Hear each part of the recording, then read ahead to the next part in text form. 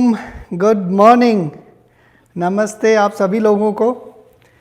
आज के इस YouTube लाइव में हम लोग कुछ टॉपिक्स है वो डिस्कस करूँगा। मैं ऑलरेडी अपना नोट्स अपने सामने रखा हूँ और आपके भी बहुत सारे सवाल होंगे जो ऑलरेडी कमेंट्स में हैं। मैं कुछ दिनों से टाइम मैनेज नहीं कर पा रहा था कि आप लोगों को आंसर दे पाऊँ। तो लाइव वीडियो में एक चीज़ का अच्छा बात ये है कि एडिट नहीं करना पड़ता है और एडिटिंग बहुत टाइम लेता है। ओके, तो अगर आप लोग को मेरा आवाज़ क्लियरली सुनाई दे रहा है तो प्लीज़ से समथिंग, बोलिए हाँ सुनाई दे रहा है ताकि मैं कंटिन्यू करूं। Someone should say thumbs up और समथिंग। ओके, मुझे लगता है साउंड क्लियर ही होगा क्योंकि मैंने सेटिंग्स सारे ठीक कर रखे हैं। तो क्विकली आपको मैं बता देता हूं कि मैंने ईमेल किया, कोई रिस्पॉन्स नहीं दिया। ओके, मैं आपको आंसर दूंगा इसका जब मैं एनओसी से रिलेटेड डिस्कस करूंगा। ओके फाइन, चलो तो मैं आपको बता देता हूं कि इस लाइव वीडियो में मैं आप लोगों को क्या क्या टॉपिक कवर करने वाला हूं, उस टॉपिक को भी कवर करूंगा और आप लोगों का थैंक यू साउंड क्लियर है। Okay perfect. तो मैं आपको बता देता हूं कि इस लाइव YouTube लाइव में कौन कौन से टॉपिक मैं कवर करूंगा और कौन कौन से आपके क्वेश्चन है वो भी मैं डिस्कस करूंगा।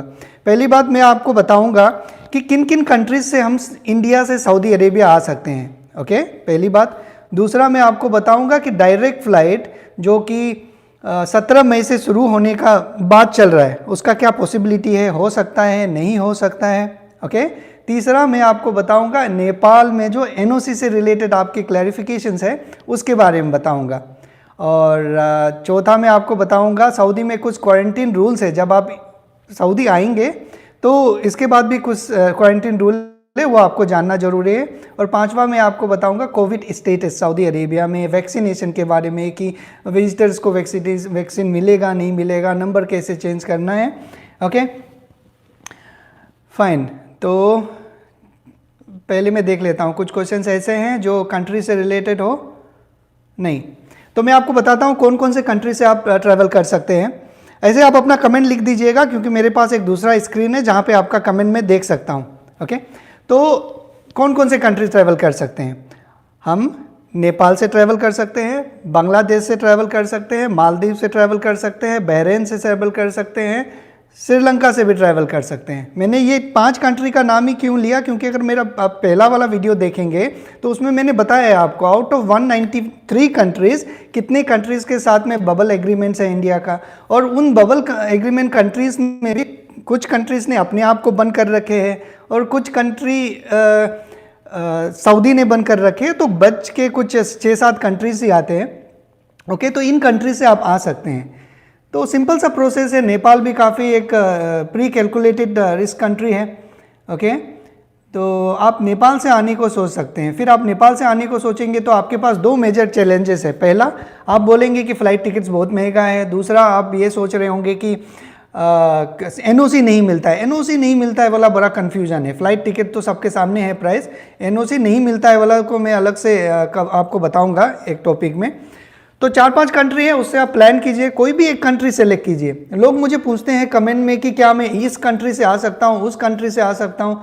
देखिए, नया कंट्री मत ढूंढिए, उस कंट्री को सिलेक्ट कीजिए जिस कंट्री से ऑलरेडी लोग आए हैं। क्योंकि मैं अभी श्रीलंका का वीडियो बनाने को सोच रहा था, मैं जब उसके बारे में रिसर्च किया तो बहुत सारा इन्फॉर्मेशन है श्रीलंकन से रिलेटेड। उनके इंटरनल रेगुलेशंस इतने कॉम्प्लेक्स हैं कि जब तक कोई आदमी जाएगा नहीं, पहला आदमी, तब तक पता नहीं चलेगा कि भाई क्या क्या प्रॉब्लम्स आ सकते हैं। तभी भी मैं कोशिश कर रहा हूँ कि आप लोगों के लिए एक आउटलाइन दे दूँ श्रीलंका का आने वाले वीडियोज़ में। कल और परसों वीकेंड से, तो वीकेंड में इसको मैं कवर करूँगा।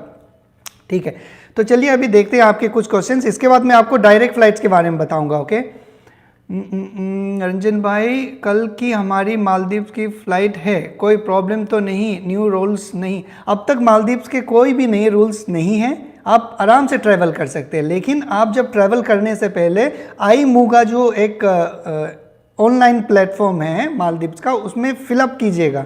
फिलअप करते समय एक बात का ध्यान रखिएगा, जब आप इंडिया में फिलअप कर रहे होंगे तो 24 आवर पहले कीजिएगा अपना डिपार्चर का। मतलब आपका फ़्लाइट अगर कल के सुबह 9 बजे है तो आप 12 बजे दोपहर में करिएगा। ओके, क्योंकि उसमें एक वैलिडिटी होता है, वो आपको पता चलेगा। कोई प्रॉब्लम नहीं है मालदीव से। ओके, समीर सोना, सर मेरा वीज़ा 27 अप्रैल तक ही वैलिड है और मेरे फ्लाइट 23 को है, तो मैं ईमेल कर। जी आप एनओसी, अभी मैं आपका क्वेश्चन ये एनओसी वाले जब बातें बताऊंगा तो उसमें कवर कर लूँगा। Okay what is quarantine rule, quarantine rule के बारे में भी जब आएगा वो टॉपिक्स तो उसमें बताऊंगा। श्रीलंका के लिए वीज़ा लेना ज़रूरी होगा, श्रीलंका के लिए वीज़ा के बारे में अभी मैं आपको नहीं बता सकता हूँ। ओके फाइन, तो अभी ये क्वेश्चंस जो हैं आपके आगे और मैं कवर करते रहूँगा। तो दूसरा एक आपका इम्पोर्टेंट सवाल ये भी है कि डायरेक्ट फ़्लाइट कब ऑन होगा। ओके डायरेक्ट फ़्लाइट कब ऑन होगा इसके बारे में कोई भी कुछ भी नहीं बता सकता है अब तक, बस एक एज्यूम्सन ही है। हमें एक बात ध्यान देना चाहिए, ये सऊदी अरेबिया में 17 मई 2021 ही क्यों सेलेक्ट करा डेट, कोई स्पेसिफिक डेट होगा वो, तो उसके पीछे का कारण जितना मुझे समझ में आया है उस दिन ईद के हॉलीडेज़ ख़त्म हो रहे हैं, तो इसके बाद वो डिसीजन करेंगे कि फ़्लाइट खोलना है नहीं खोलना है। और अगर आपको सर्कुलर याद होगा जीएसीए का, तो उसमें उन्होंने क्लियर कट लिखा हुआ है कि उन कंट्रीज़ में जहाँ पे कोविड के केसेस ज़्यादा है वहाँ के वो फ़्लाइट नहीं खोलेंगे। तो इंडिया का केसेस आपको पता ही है, अराउंड 1.8 लैक्स, अराउंड 185,000 केसेस थे कल। तो मुझे कम उम्मीद है कि इंडिया का फ़्लाइट खुलेगा, और सऊदी में भी 900 प्लस केसेस हैं। ओके तो डायरेक्ट फ़्लाइट का उम्मीद आप मत रखिए। अगर आपका वीज़ा एक्सपायर होने वाला है और आपके जॉब यहाँ में प्रॉब्लम में, आपका नौकरी यहाँ प्रॉब्लम में, तो जल्द से जल्द प्लान कीजिए। ओके अब आते हैं आपके इंटरेस्टिंग टॉपिक पे जो कि है नेपाल। ओके जो कि है नेपाल से रिलेटेड, नेपाल का एनओसी स्टेटस। एनओसी के लिए आपको पहले क्या होता था, आप लाइन में लग जाते थे, 4-5 दिन पहले आपको एनओसी मिल जाता था। फिर जैसे जैसे भीड़ बढ़ता गया तब क्या हुआ कि एम्बेसी वालों ने क्या करा, एम्बेसी वालों ने एक सर्कुलर रिलीज़ करा कि आपको ईमेल करके अपॉइंटमेंट लेना पड़ेगा, तभी आपको एम्बेसी में घुसने दिया जाएगा। ओके सोमवार को बहुत हंगामा हुआ, उन लोगों को ही जाने दिया गया जिनके पास एनओसी के अपॉइंटमेंट्स थे। लेकिन अब का करंट स्टेटस क्या है कि आपको एनओसी एक दिन पहले, आपके फ्लाइट डिपार्चर के एक दिन पहले मिल जाएगा। अगर आपका फ्लाइट कल का है, ओके, तो आप आज जाइए। अगर आपके पास ईमेल अपॉइंटमेंट नहीं भी है तो आपको एनओसी मिलेगा। ओके लेकिन आप ईमेल कर दीजिए उनको, ईमेल करने का कोई टाइम फ्रेम नहीं है। जैसे कि आप आज नेपाल पहुंचे, 14 दिन बाद का आपका फ्लाइट है, तो आज भी आप ईमेल कर सकते हैं उनको। ओके तो एनओसी से रिलेटेड आपका अगर कोई भी सवाल है तो मुझे पूछिएगा, मैं आपको बताऊंगा। 21 को सुबह फ्लाइट है मेरी, एनओसी के लिए क्या लेने जाना। ओके नाजिया अली, मैं आपको एक बात बता दूं कि 21 तारीख शायद हॉलीडे है। ओके 21 तारीख शायद से हॉलीडे है एम्बेसी का, तो आप ध्यान रखिए अपना, जब भी फ्लाइट है तो एक वर्किंग आवर चेक कर लीजिए, एम्बेसी के वेबसाइट में है वो, उस हिसाब से प्लान कीजिएगा। ओके एनओसी के लिए क्या क्या लेना होगा, एनओसी के लिए क्या क्या लेना होगा, एनओसी का एक वीडियो ऑलरेडी है मेरे चैनल में, आप उनको देख लीजिए, उसमें मैंने डिटेल में बताया है क्या क्या डॉक्यूमेंट चाहिए। अभी मैं यहाँ बताऊँगा तो और भी ज़्यादा टाइम हो जाएंगे। ओके आप देख लीजिए उसमें जाके। सर मेरा फ़्लाइट 26 तारीख को है, मैं कब जाऊँ एनओसी के लिए। ओके 26 को है आपका फ़्लाइट, तो मैं क्या करूँगा, मैं आपकी जगह होऊंगा तो मैं कैलेंडर खोलूँगा। मैंने कैलेंडर खोला, 26 क्या है, मंडे है, तो आप फ्राइडे को चले जाइए, 23 को चले जाइए, क्योंकि 24 और 25 सैटरडे संडे एम्बेसी बंद रहता है। ओके तो आप चले जाइए कब, फ्राइडे को 23 को। I want to travel through Bahrain, it is safe and good. सब कंट्री सेफ है, ऐसा कोई भी कंट्री नहीं है जो अनसेफ है। ओके सब सेफ है, बस आप वहाँ का गाइडलाइंस पालन कीजिए। आपको कहाँ जाना है, बस फ्लाइट में बैठ के उस कंट्री में जाना है, होटल में चुपचाप बैठे रहना है, खाना खाना है, कोविड टेस्ट करवाने जाना है, और कोविड टेस्ट भी कई बार होटल में ही आ जाते हैं सैंपल कलेक्शन के लिए। तो सेफ़ और अनसेफ का सवाल ही नहीं है अगर आप बाहर नहीं जाएंगे तो, सब कंट्री सेफ है। ओके 2-3 बार किया हूँ। ओके आपने ईमेल करा है, आपको रिस्पॉन्स नहीं आया है, कोई प्रॉब्लम नहीं, बस आप ईमेल करते समय ध्यान दीजिए कि सब्जेक्ट लाइन में अपना डिपार्चर डेट लिख दीजिएगा। ओके और अगर आपको ईमेल का रिस्पॉन्स नहीं आया है, कोई प्रॉब्लम नहीं है, आप अपने फ्लाइट डिपार्चर से एक दिन पहले आप चले जाइए। ओके न्यू वीज़ा वाले, देखिए वीज़ा कैटेगरी ऐसा नहीं है कि न्यू वीज़ा, ओल्ड वीज़ा या फिर नहीं जा सकते, बस एक वीज़ा कैटेगरी है जो कि है टूरिस्ट वीज़ा। उसके अलावा आपके पास कोई भी वीज़ा कैटेगरी है तो आप सऊदी अरेबिया जा सकते हैं, उन सभी कंट्रीज से 20 कंट्री के अलावा। ओके, नेपाल में पीसीआर की कॉस्ट क्या है? ओके, पीसीआर के ऊपर ऑलरेडी मेरे पास एक वीडियो है, आप मेरे चैनल में जाके देख लीजिए। ऐसे कॉस्ट डिपेंड करता है हॉस्पिटल टू हॉस्पिटल, और अगर आप ग्रुप में जाएंगे तो वो भी कम पड़ता है। रेंज करता है 1500 नेपाली रुपी से 2500 नेपाली रुपी तक। ओके, 2000 भी लगता है अगर आप हॉस्पिटल में जाएंगे। अगर आप सैंपल कलेक्ट करवाएंगे अपने होटल में तो आपको 2500 नेपाली रुपी तक लगेगा। अगर मैं ईमेल नहीं करूँगा तो क्या हमें एनओसी मिलेगा? ईमेल क्यों नहीं करेंगे आप? क्या प्रॉब्लम है? ईमेल करना है, सर्कुलर जब दिया है उन्होंने तो ईमेल करना है। ईमेल तो आपको करना ही है, आप ईमेल करिए। अगर रेस्पॉन्स नहीं आया वो उनका लुकआउट है, आप ईमेल कीजिए और एक दिन पहले अपने फ्लाइट डिपार्चर के चले जाइए एम्बेसी, आपको मिल जाएगा।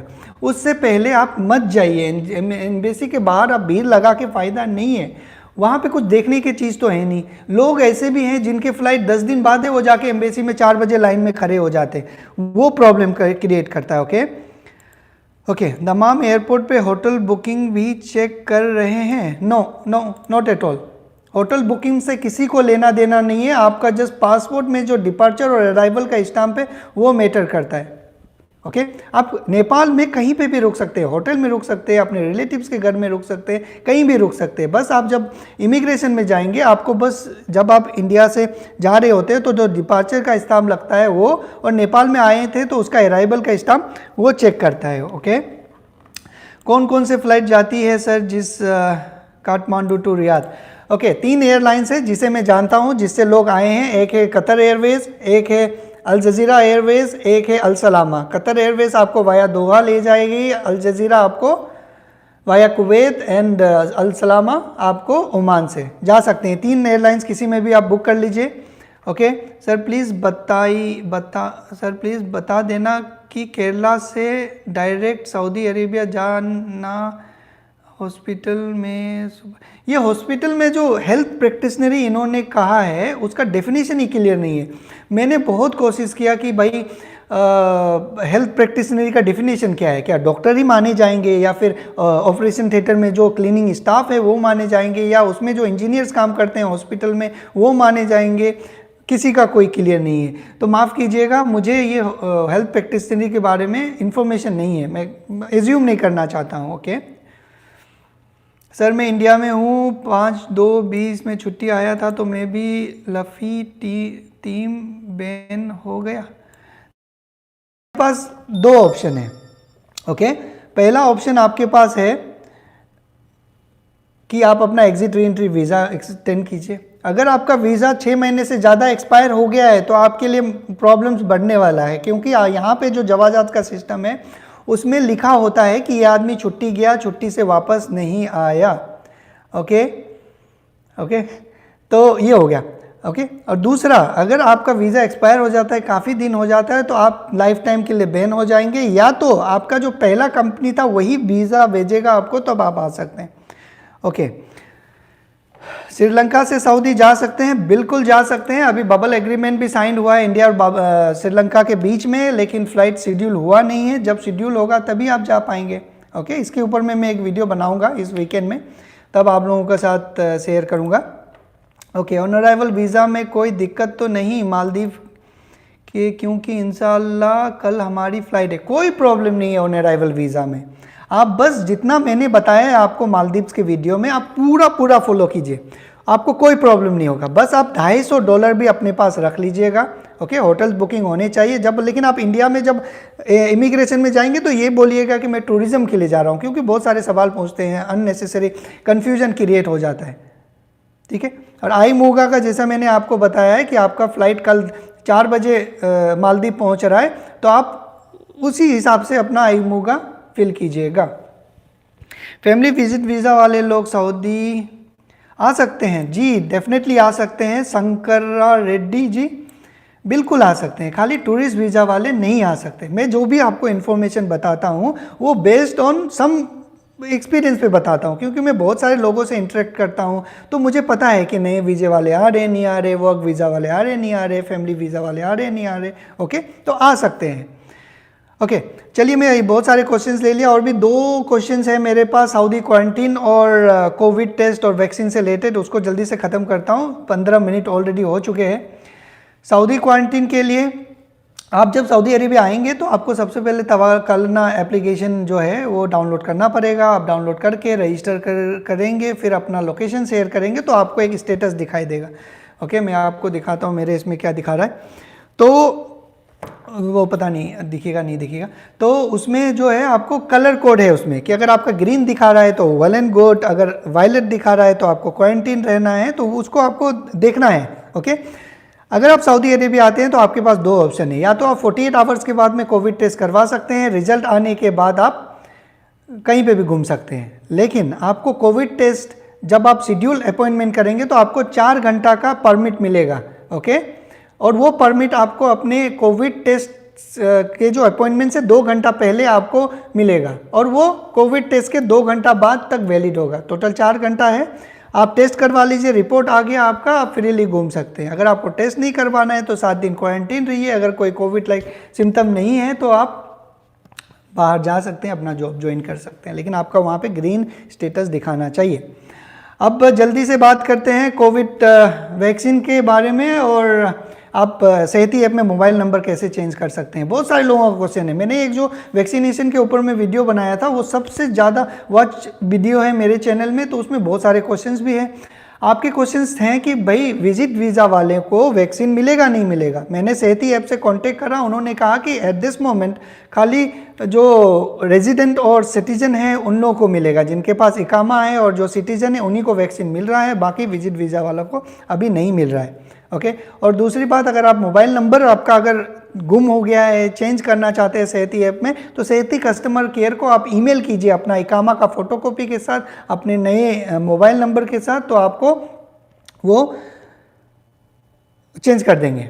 ओके, तो चलिए ये सारी बातें थे। अब मैं जल्दी से क्वेश्चन ले लेता हूँ फॉर 3 मिनट्स। 20 मिनट्स में हम एंड करेंगे चैट को। अगर इंडियन एम्बेसी ईमेल कर रिप्लाई नहीं करते हो तो क्या करना होगा? कुछ नहीं करना होगा तोरेज, आप जाइए एम्बेसी एक दिन पहले। ओके, आपका फ़्लाइट कल है तो 1 वर्किंग डे पहले आप एम्बेसी जाइए, वहाँ लाइन में लगे, आपको मिल जाएगा। सबको मिल रहा है, सबको मिल रहा है, सबको मिल रहा है एनओसी। ओके सर, इकामा और वीज़ा को एक्सपायर हुए, मैं आपको आप वीडियो जैसे ही एंड होता है इसके बाद ये वीडियो अपलोड हो जाएगा, आप कमेंट सेक्शन में लिखिएगा, है ना। बहुत सारा कमेंट्स हैं तो मैं पढ़ नहीं पा रहा हूँ उसको। ओके सर, मैं 26 अप्रैल को हो जाएगा। 20 अप्रैल क्या है? ओके, ट्यूसडे है, परफेक्ट। आप ट्यूसडे को जाइएगा अपने उसमें। और मेरे ख्याल से आप हमीद राजा, आप मेरे व्हाट्सएप ग्रुप में भी है शायद, तो आपको ये पता होगा, या फिर कोई सवाल है तो वहाँ पे पूछिएगा। 14 डेज़ का बाद कोविड पॉजिटिव होने बाद दोबारा 14 डेज़ रुकना पड़ेगा जी।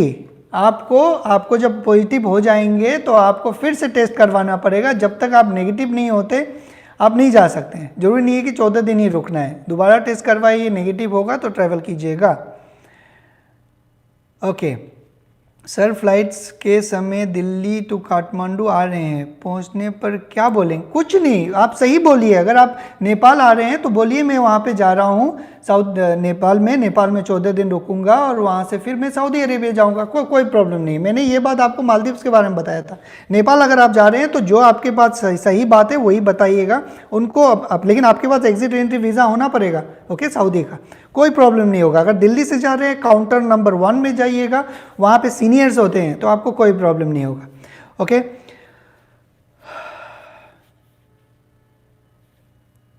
बहुत सारे लोग बहरीन से भी जा रहे हैं लेकिन आपको पता नहीं है। ओके, तो चलिए इस लाइव को अभी यहाँ पे एंड करते हैं। आपके कुछ सवाल होंगे तो मेरे साथ शेयर कीजिएगा कमेंट में, मैं कोशिश करूंगा आपको बताने का। और अगर आप नए हैं मेरे चैनल में तो डेफिनेटली सब्सक्राइब कर लीजिए ताकि बाद में कुछ भी अपडेट्स आपको मैं दूँ तो मिलता रहे। और ज़रूर लाइक भी कर लीजिएगा। अराउंड 81 पीपल हैं अभी, it's around 29 likes and 2 dislikes. Dislikes वाले भी मुझे बहुत अच्छे लगते हैं, क्योंकि डिसलाइक करने के बाद आप कमेंट में लिखिए कि क्या प्रॉब्लम है, ताकि उस चीज़ को आदमी करेक्ट करे, है ना। कोई भी, no one is perfect. Okay, चलिए अपना ख्याल रखिए और मास्क पहनिए, कोविड का पालन कीजिए, ताकि ये कोविड जो थोड़ा सा कंट्रोल हो और फ्लाइट खुले, लोग आना चालू हो जाए। Thank you very much, take care, bye bye.